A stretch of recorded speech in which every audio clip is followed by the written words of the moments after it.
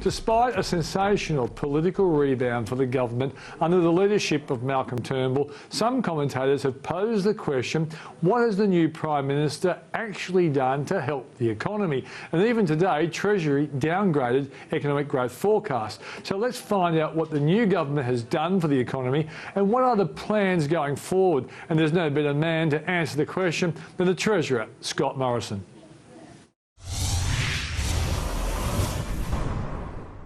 Welcome to the program, Treasurer. G'day, Peter. It's good to be with you. Now, some of your right-wing commentators are saying, OK, the political rebound's been very good for the Turnbull government, but what has Malcolm Turnbull and his Treasurer done for the economy so far? So in a nutshell, what have you done? Well, I don't tend to get distracted by the commentators on these things, but what we're very focused on is bringing together all the strands of our economic policy, whether it's our trade agreements, whether it's trying to ensure a better tax system. There's certainly been a lot of energy that has been going into that area. Our response to the financial systems inquiry of a few months ago has been very important in sending the right messages and strengthening that system.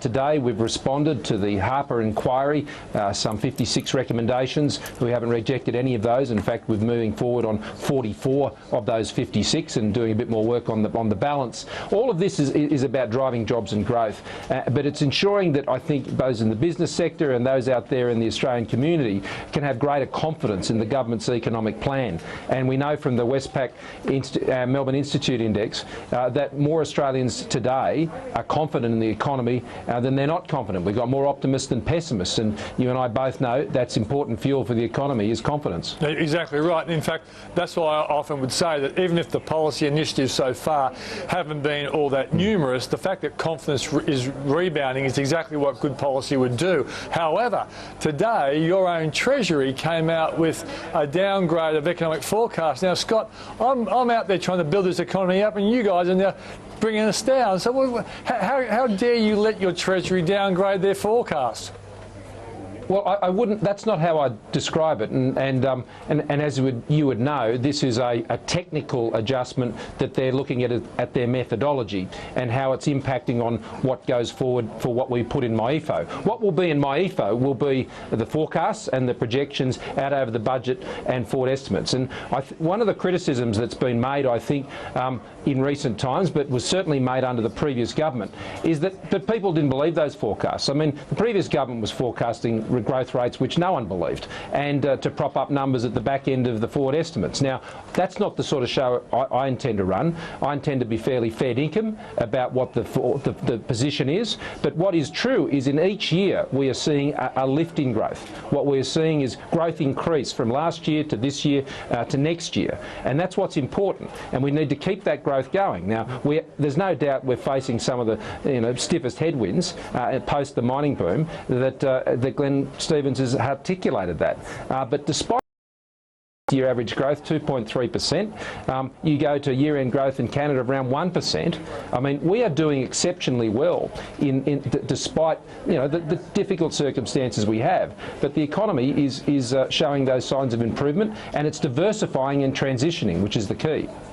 Now, when I taught you many years ago, and Paul Keating was Treasurer, I often made the point that someone like Keating would often give us a lower economic growth number. Then when the budget actually came around and the economy was growing a little bit faster than he promised, the budget looked better. Don't tell me you're using that kind of tactics, Scott. No, we're just trying to be fair dinkum about it. We're just trying to be fair dinkum because Australians are fair dinkum about the challenges that they're facing. Australians know that there's uncertainty out there. They know the economy's got to transition, and they know if they stand still and do nothing, well, nothing will result. In fact, they can go backwards. And so what we're doing is we're trying to back Australians out there working and saving, investing, and doing all the things they need to do to try and put themselves in a better position. And we need the policy settings around them that can achieve that. I mean, when you see mining investment investment dropped from 8% of GDP to 3%. I mean, that is a big knock on the economy and what's been happening with commodity prices. And when I look out the next 5 or 10 years, one of the most important things we have to drive is productivity growth.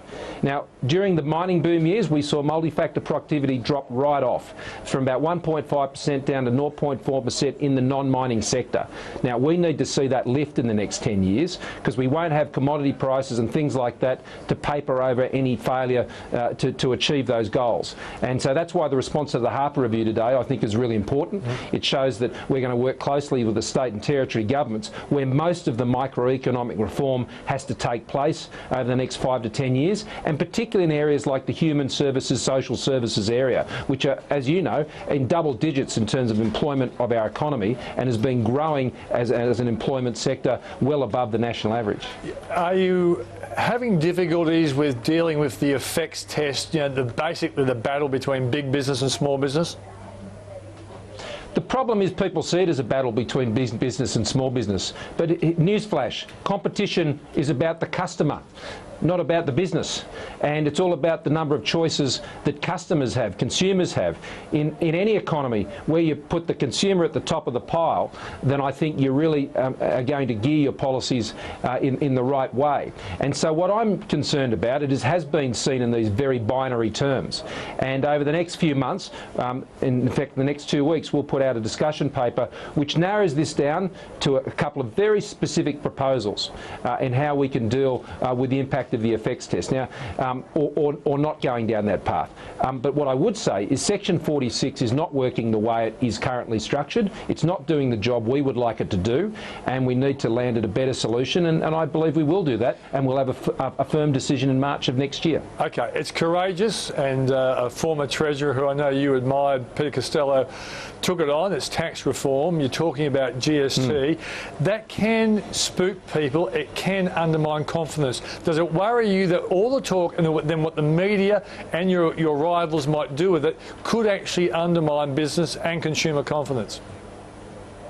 Well, there's always lots of reasons not to go ahead and make the changes in your economy that's going to leave people better off. I mean, there'll be those who try and talk you out of it and run scare campaigns and I think take a very opportunist approach in all of this, and obviously we're seeing that from the opposition. But what I've been encouraged by is that the way that Malcolm and I have been seeking to run this debate is to let people have their say. Let's not rule things in and rule things out and play the gotcha game. I mean, there are lots of good ideas here now, and they're all on the table, but they're not always going to be on the table forever, and we will actually have to bring this down at some point.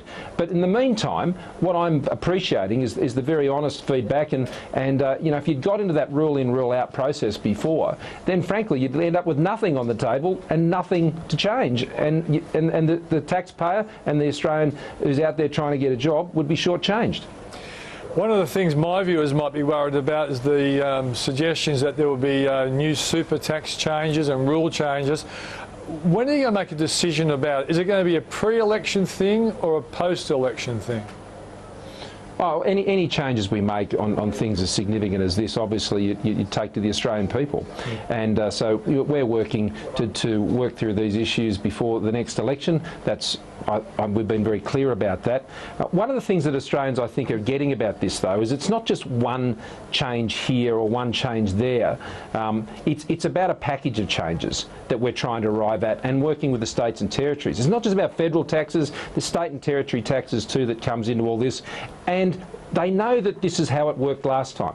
I mean, when Peter Costello did this with John Howard 15 years ago, it was a package of changes. There was adjustments in social security payments to ensure people who were vulnerable were not worse off, and there were changes to the income tax system which did the same thing and then went further than that to ensure that people weren't worse off, in fact were a lot better off. And it's the personal income tax issues that have really got me quite focused. I mean, next year, if you're on the average wage in this country, you will go onto the second highest tax bracket. And that is not a tax system that's backing people to work, save and invest. And so we need to ensure that we're getting reductions in taxes. To do that, you need a change in how you put all your taxes together. And that's what we're having an honest conversation about. A better tax system helps grow the economy. We don't need to increase any taxes to balance the budget. That's what Labor does. We can change the tax system to support growth and jobs, and that's the only reason we're having this discussion. Well, one of the things I taught you many years ago is a falling dollar can be good for economic growth. What forecasts are you guys working off for the Aussie dollar across, say, 2016? Well, I'll leave that to forecasters. I'm not a forecaster or a commentator.